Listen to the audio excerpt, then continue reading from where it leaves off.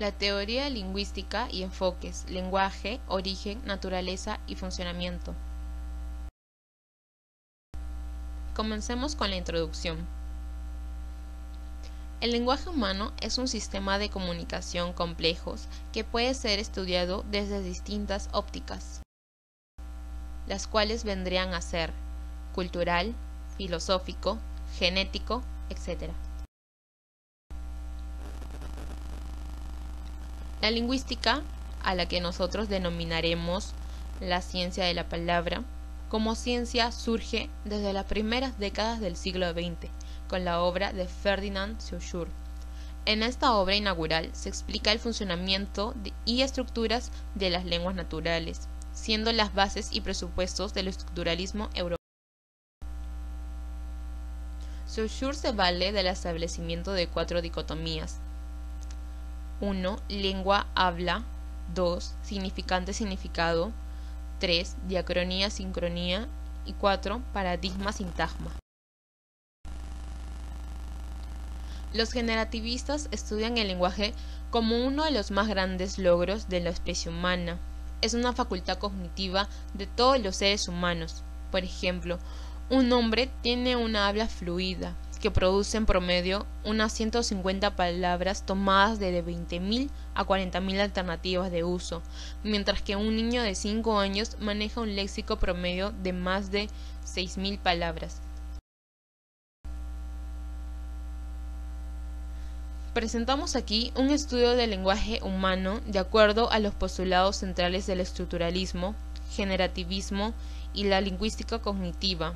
Proponemos el enfoque desde una perspectiva psicologista, biologista y energética, incursionando a la discusión relacionada con el origen del lenguaje de acuerdo a las teorías de selección natural y epigenética. Bien, comencemos con el enfoque en el estudio del funcionamiento del lenguaje humano. 1. El enfoque estructuralista. El lenguaje es abrir la conciencia del otro, o como dice Merleau-Ponty, cuando hablamos sentimos la presencia del otro, de su conciencia, nos trasladamos y tomamos conciencia interior del otro desde su intención. Por ejemplo, acá vemos a 2 personas haciéndose el siguiente cuestionamiento. ¿Cómo ve el rojo el otro?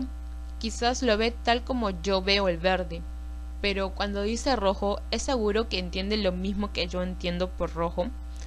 Pues se trata de la mismidad de las cosas. Las palabras tienen significado no en razón de una relación natural entre ciertos sonidos y ciertas ideas, pues en este caso solo habría una lengua general de toda la humanidad.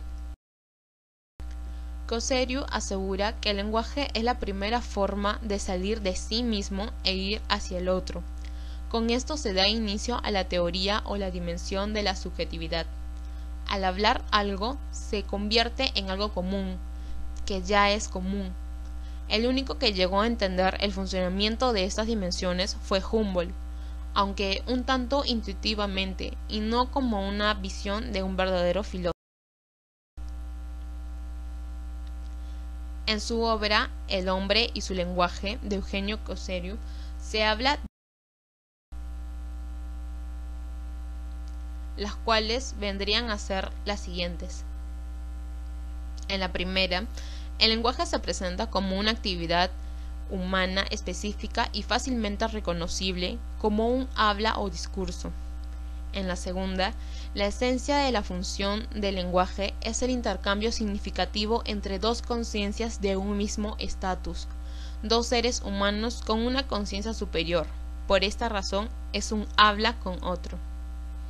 En la tercera, el lenguaje es dinámico. Este rasgo se relaciona con su carácter mutable a través de una u otra generación. No se mantiene estático, sino que es susceptible a modificarse.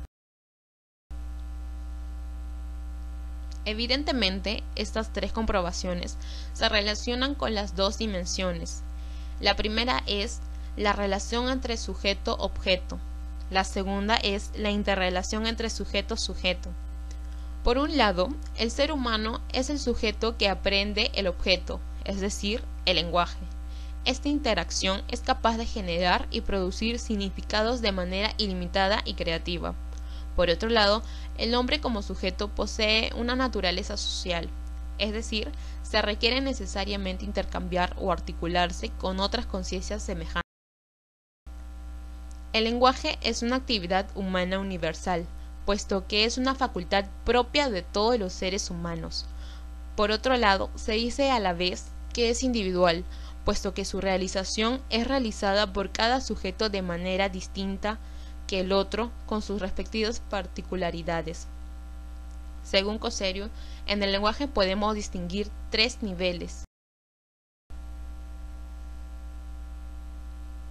El nivel universal. El lenguaje es una técnica omnipresente en la especie humana, es un atributo observable en el hombre, es algo idiosincrásico o privativo de la especie humana. Sus características no están presentes ni aun en los animales más desarrollados perceptiva o sensorialmente, ya sean, como en el caso del chimpancé, orcas, delfines, hormigas, abejas, etc. También está el nivel histórico.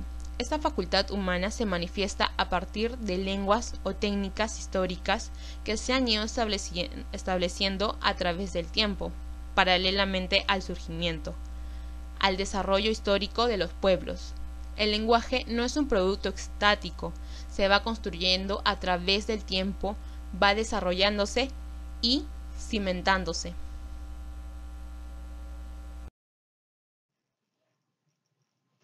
Nivel individual. El lenguaje se observa cuando tomamos conciencia de quién está haciendo uso de esta actividad. Cada individuo posee esta capacidad y puede hacer uso de ella. Individualmente se va sumando las idiosincrasias de cada uno.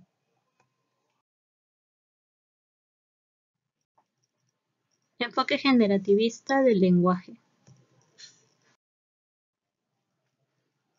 El enfoque generativista tiene a Noam Chomsky como representante y líder máximo de la concepción generativista originada en Estados Unidos. El origen que tuvo para este enfoque fue debido a puntos inconclusos que había en el desarrollo teórico realizado por estructuralistas y la lingüística en general. La filosofía que se tenía en este enfoque daba a entender que el lenguaje era una actividad innata del ser humano, es decir, que ya nacíamos con el lenguaje, pero que se requería del entorno social para poder desarrollarlo.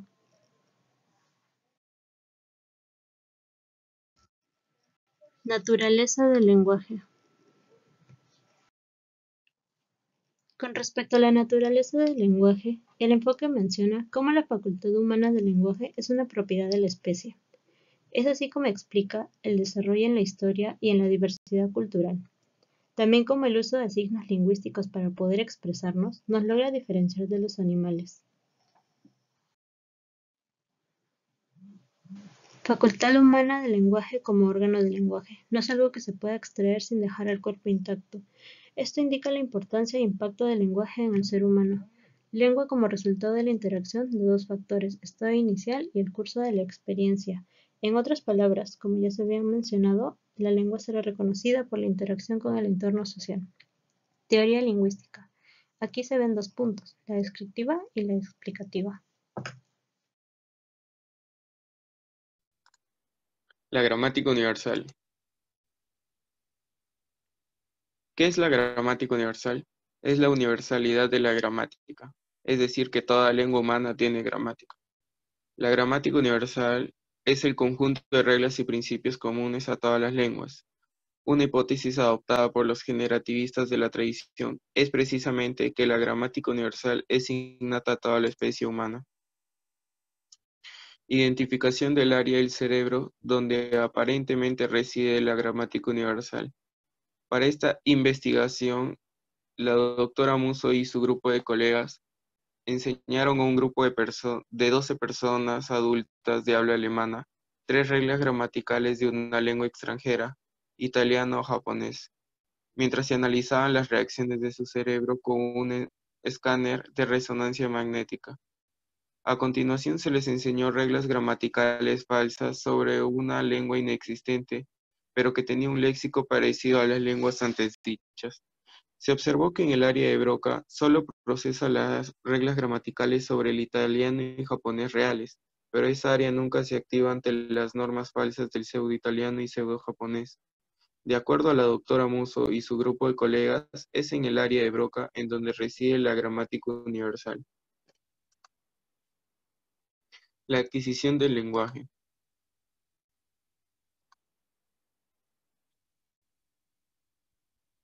El lenguaje, según los marxistas, es una función humana producto de la materia en su más alto grado de desarrollo del cerebro. Por otro lado, el lenguaje evoluciona paralelamente a la evolución del hombre, tanto en el aspecto individual como en el aspecto histórico-social. Los empiricistas o mecanicistas afirman que una persona nace con una especie de tabula rasa o pizarra en blanco en su mente, y la organización fisiológica se determina casi enteramente por la experiencia, no por la herencia genética. Por su parte, los biologicistas sostienen que se trata de un conocimiento intuitivo de base neurológica, y por lo tanto este conocimiento está programado genéticamente. La competencia lingüística. La gramática universal es la entrada para el desarrollo lingüístico. Agrega que este componente debe establecer una interrelación con el componente social. En la sociedad se desarrolla y refina el lenguaje humano en la interacción.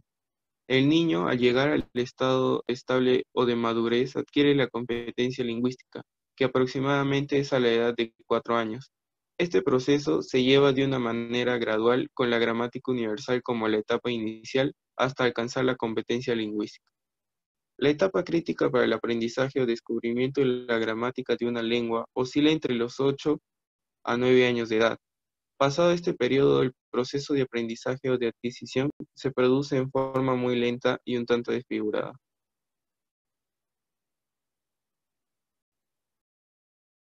Y por último, vamos a hablar de las características del lenguaje. Dentro de sus características tenemos a la creatividad y a la productividad. Creatividad. La creatividad es una noción de la psicología que Noam Chomsky introdujo en la lingüística, dándole una definición precisa: la facultad o actitud del hablante para producir y de comprender frases nuevas, gracias al carácter recursivo de las construcciones sintácticas.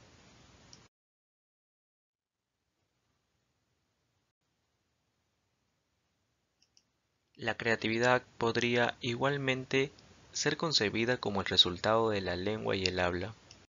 Esta característica del lenguaje se manifiesta de diversas maneras en la actuación o performance de los hablantes.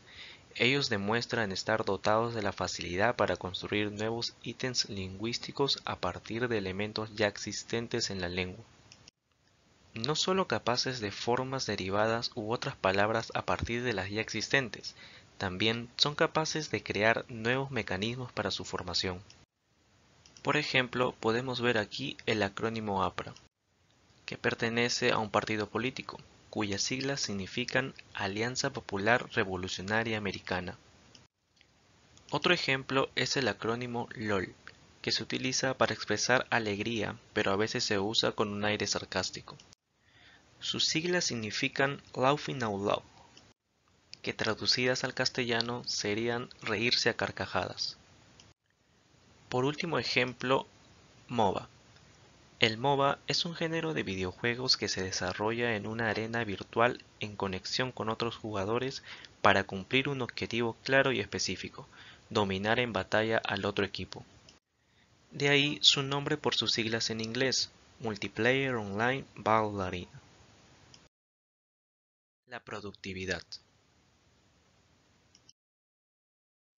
Es la propiedad del sistema lingüístico que permite a los hablantes nativos construir y comprender una cantidad indefinidamente de enunciados, incluidos los que nunca han considerado previamente, a partir de un número finito de reglas y principios. Es la posibilidad de utilizar los mismos elementos lingüísticos en diversidad de combinaciones y sintagmas antes no escuchados, posibilidad de producir nuevas formas léxicas motivadas geográfica, estilística, social o técnicamente.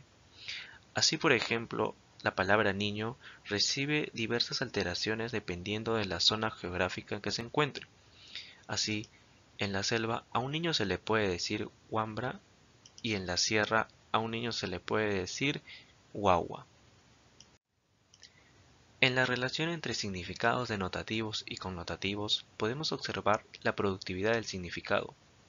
Un ejemplo, el ítem léxico foco denotativamente se refiere al elemento óptico destinado a proyectar la luz de una lámpara hacia una región concreta o espacio determinado. Y connotativamente hablando, lo escuchamos en la expresión se me prendió un foco.